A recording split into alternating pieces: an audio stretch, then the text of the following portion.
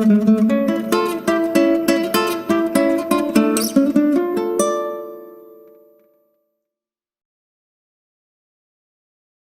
Students, আশা করি তোমরা সবাই খুব ভালো আছো। আজকের ক্লাসে আমরা ক্লাস 12 এর 12th chapter biotechnology and it's application অর্থাৎ জৈব প্রযুক্তিবিদ্যা এবং এর প্রয়োগ, এই যে চ্যাপ্টারটা আছে সেই চ্যাপ্টারটা সম্বন্ধে আজকের ক্লাসে আমরা আলোচনা করব। এই চ্যাপ্টার থেকে আমরা আগের দিনের ক্লাসে যতটা পড়েছিলাম তারপর থেকে আজকে আমরা যেটা পড়বো সেটা হচ্ছে বায়োপাইরেসি, বায়োপেটেন্ট এবং বায়োসেফটি, এই তিনটে জিনিস সম্বন্ধে আজকে আলোচনা করব।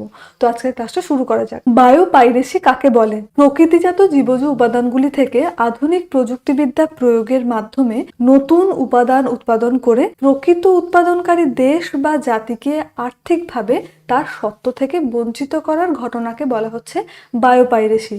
বায়োপাইরেসির একটা উদাহরণ হচ্ছে বাসমতি চাল। এটা যদি খুব সহজ একটা উদাহরণ দিয়ে আমরা বুঝতে চাই, ধরো তোমাদের বাড়িতে প্রথম রসগোল্লা তৈরি করেছিল তোমার ঠাকুমা, তো সেটা আর কোথাও তখন হয়নি। এরপর সেই মিষ্টিটা যেহেতু আর কোথাও হয়নি, তোমাদের বাড়িতেই প্রথম তৈরি হয়েছিল আর কি, সেজন্য সেটা সরকারিভাবে স্বীকৃতি লাভ করেছিল এবং সেই মিষ্টিটার প্রতি তোমাদের একটা আধিপত্য বা সত্ত্ব তোমাদের ছিল, অধিকারবোধ ছিল। তোমার দেখা দেখি তোমাদের কোনো প্রতিবেশী সেই রসগোল্লা তৈরি করতে যা যা লাগে সেটা দিয়েই আর একটা অন্য মিষ্টি তৈরি করলো। সেই একই জিনিস কিন্তু সেখান থেকেই তৈরি করছে, কিন্তু তোমাকে তোমার অধিকার থেকে বঞ্চিত করছে এবং সে নিজে সেই মিষ্টিটার প্রতি অধিকার লাভ করছে, সরকারিভাবে স্বীকৃতি লাভ করছে। এই যে ঘটনাটা, এটাকে বলা হচ্ছে বায়োপাইরেসি। দেখো বলেছে যে প্রকৃতিজাত জীবজ উপাদানগুলি থেকে আধুনিক প্রযুক্তিবিদ্যা প্রয়োগের মাধ্যমে, তোমার যেটা ছিল তোমাদের বাড়িতে তোমার ঠাকুমা যেটা তৈরি করেছিল সেটা এমনি তৈরি করেছিল, তো সেটার সঙ্গে আরও কিছু একটু অ্যাড করে এই আধুনিক প্রযুক্তিবিদ্যা প্রয়োগের মাধ্যমে নতুন উপাদান উৎপাদন করে প্রকৃত উৎপাদনকারী দেশ বা জাতিকে আর্থিকভাবে তার সত্ত্ব থেকে বঞ্চিত করছে, তোমাকে তোমার সত্ত্ব থেকে বঞ্চিত করছে। সেই ঘটনাটাকে বলা হচ্ছে বায়োপাইরেসি।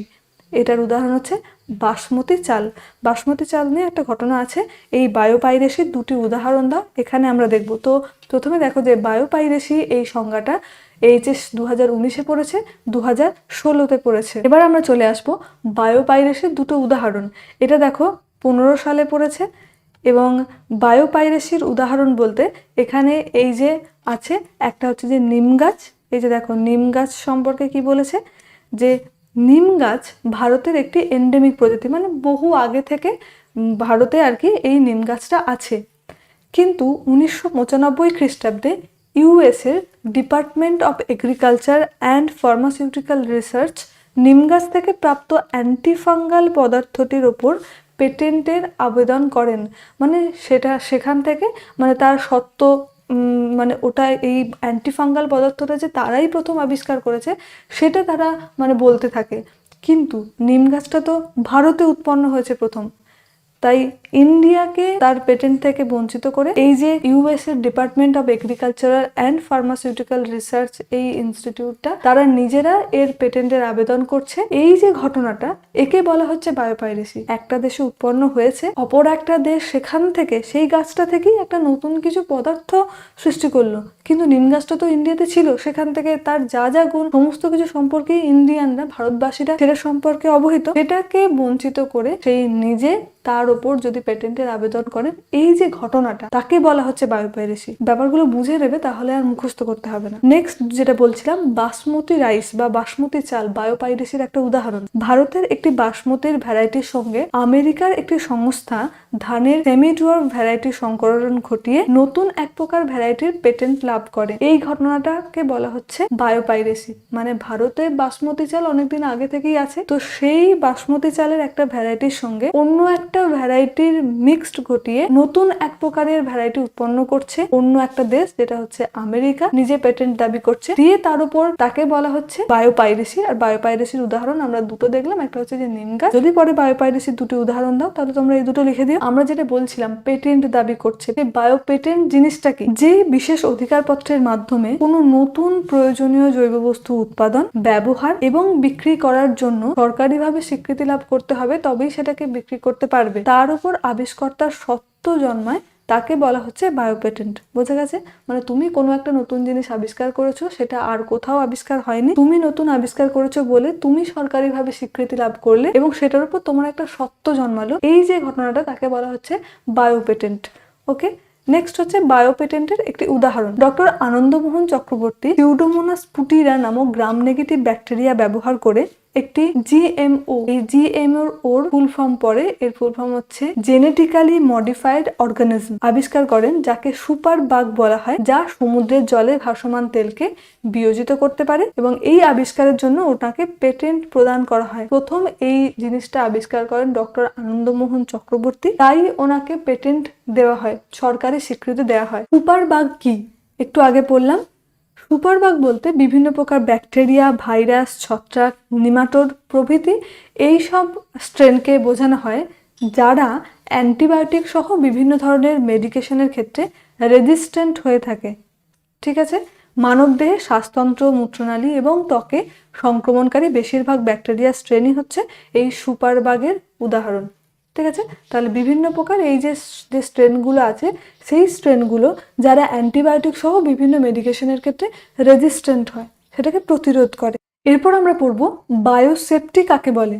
যে বিষয়ের মাধ্যমে গবেষণালব্ধ বিভিন্ন সংক্রামক এবং জেনেটিক্যালি মডিফাইড অর্গানিজমের ক্ষতিকারক প্রভাব থেকে মানুষের স্বাস্থ্য এবং পরিবেশকে সুরক্ষিত করা হয়, তাকে জীবজ সুরক্ষা বা বায়োসেফটি। বায়ো মানে হচ্ছে যে জৈব বা জীবজ, এবং সেফটি মানে নিরাপত্তা। সেটাই বললাম যে যে বিষয়ের মাধ্যমে গবেষণালব্ধ বিভিন্ন সংক্রামক এবং জেনেটিক্যালি মডিফাইড অর্গানিজম এর ক্ষতিকারক প্রভাব থেকে মানুষের স্বাস্থ্য এবং পরিবেশকে সুরক্ষিত করা যায়, তাকে বলা হচ্ছে জীবজ সুরক্ষা বা বায়োসেফটি। তো এই জৈব নিরাপত্তাজনিত সমস্যা বলতে কি বোঝায়? বায়োসেফটি জনিত যে সমস্যাগুলো আছে সেগুলো কি কি?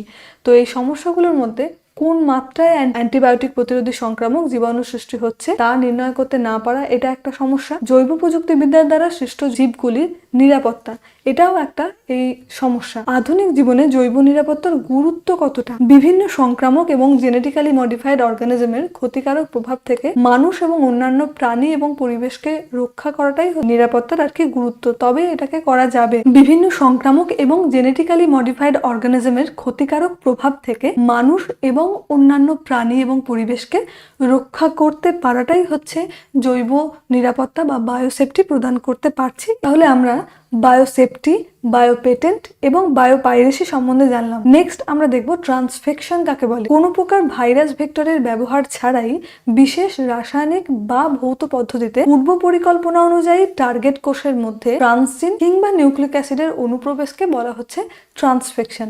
এটা দেখো পড়েছে HS 2018-তে। আমি দেখিয়েছিলাম তোমাদের কোয়েশ্চেনগুলো প্রিভিয়াস ইয়ারে যেগুলো পড়েছে সেগুলো যদি তোমরা করে থাকো, তাহলে নেক্সট তোমাদের 2022-এ তোমরা যখন HS দেবে তখন সেখান থেকে কিন্তু অনেক কমন এখান থেকে পেতে পারো। নেক্সট আমরা চলে আসি ELIS এর পুরো নাম কি? এটা আমরা জানি, এনজাইম লিঙ্কড ইমিউন সরবেন্ট এসে। তো ELIS পরীক্ষাটা কি? এটি হচ্ছে এক প্রকার বায়োমেডিক্যাল টেস্ট পদ্ধতি যার সাহায্যে কোভিড-19, এইডস, ডেঙ্গি সহ একাধিক রোগের অস্তিত্ব আক্রান্ত ব্যক্তির থেকে শনাক্ত করা হয়ে থাকে। মানে এই টেস্টটা করে বোঝা যায় যে কোভিড-19 আক্রান্ত হয়েছে কিনা, এইডস আক্রান্ত হয়েছে কিনা বা ডেঙ্গি আক্রান্ত হয়েছে কিনা। তাহলে পড়লাম ELIS পুরো নাম এবং এটা কাকে বলে। জেনেটিক্যালি মডিফাইড জীবের নাম। জেনেটিক্যালি মডিফাইড আমি বলেছিলাম আগের দিনের ক্লাসে যে কোনো একটা কোষ, তার মধ্যে যে ডিএনএটা আছে, ডিএনএর একটা পার্টকে তো বলা হচ্ছে জিন। সেই জিনটাকে সেখান থেকে সরিয়ে অন্য একটা কোষের জিন যদি সেখানে প্রবেশ করানো হয়, আগের জীবটাতে প্রবেশ করানো হয়, তাহলে এই যে নতুন জিন সহ নতুন মানে আগের যে কোষটা ছিল সেই যে নতুন কোষে রূপান্তরিত হচ্ছে, সেই পদ্ধতিটাকে বলা হচ্ছে সেই ট্রান্সজেনেসিস আর কি। তো এখানে মানে জেনেটিক্যালি মডিফাইড বলা যেতে পারে। তো একটি জেনেটিক্যালি মডিফাইড জীবের নাম কি? যেমন হচ্ছে দেখো ট্রান্সজেনিক ইঁদুর, এছাড়া ফ্লেভার সাভার টমেটো, এগুলো হচ্ছে ট্রান্সজেনিক জীব। জীব মানে তার মধ্যে উদ্ভিদ এবং প্রাণী দুটোই পড়বে। তো এটা হচ্ছে উদ্ভিদ এবং এটা হচ্ছে প্রাণীর উদাহরণ, জেনেটিক্যালি মডিফাইড জীবের নাম। নেক্সট সোনালী চাল, এটা পড়তে পারে। আচ্ছা এই দেখো, এটা পড়েছে HS 2015-তে, সবগুলোই সালের কোয়েশ্চেন থেকে পড়েছে, তাই এগুলো সবগুলো ভালো করে একটু দেখে নিও। নেক্সট আমরা পড়বো সোনালী চাল কাকে বলে। সোনালী চালটা এরকম করে পড়তে পারে, গোল্ডেন রাইস কি? তো ধান গাছে ট্রান্সজিন প্রবেশ করিয়ে অধিক ভিটামিন A এবং বিটা ক্যারোটিন যুক্ত যে উন্নত ধরনের চাল তৈরি করা হয় তাকে বলা হচ্ছে সোনালী চাল। এখান থেকে তো এক পড়তে পারে সোনালী চাল বা গোল্ডেন রাইস কাকে বলে। আর একটা জিনিস যেটা পড়তে পারে যে গোল্ডেন রাইসে কিসের পরিমাণ বেশি থাকে, বিটা ক্যারোটিন নাকি আরও দুটো উদাহরণ দিল তার মধ্যে কোনটা। তো এখানে আমরা যদি জানি এই ভিটামিন A আর বিটা ক্যারোটিন যুক্ত গোল্ডেন রাইস, তাহলে আমরা সহজেই বলতে পারবো যে এখানে বেশি থাকে ভিটামিন A এবং বিটা ক্যারোটিন। আরেকটা জিনিস আমরা জেনে নিই, GEACর পুরো নাম, এর নাম হচ্ছে genetic engineering approval committee. GMO দেখলাম, genetically modified organism. GEAC genetic engineering approval committee. এই পুরো নামগুলো মনে রাখতে হবে তোমাদের, এখান থেকে যে কোনো একটা আর কি পড়তে পারে। আজকের ক্লাসে আমরা মেনলি বায়োপাইরেসি, বায়োসেফটি এবং বায়োপেটেন্ট এই তিনটে সম্বন্ধে জানলাম। এখান থেকে এইগুলোই মেনলি ইম্পর্টেন্ট আর কি। আর এছাড়াও জানলাম সুপার বাগ কাকে বলে, গোল্ডেন রাইস কাকে বলে বা সোনালী চাল কাকে বলে, ELI টেস্ট কি, এই জিনিসগুলো সম্বন্ধে। ELIS এর পুরো নামটাও তোমরা করবে। সেই ক্লাস থেকে যদি তোমাদের কিছু বুঝতে অসুবিধা হয় তাহলে তোমরা অবশ্যই আমাকে কমেন্ট করে জানিও। যদি তোমাদের ভিডিওটা ভালো লেগে থাকে তাহলে তোমরা তোমাদের বন্ধু বান্ধবদের সঙ্গে চ্যানেলটা যতটা পারো শেয়ার করতে হবে পরের ক্লাসে। ততদিন তোমরা সবাই খুব ভালো থেকো।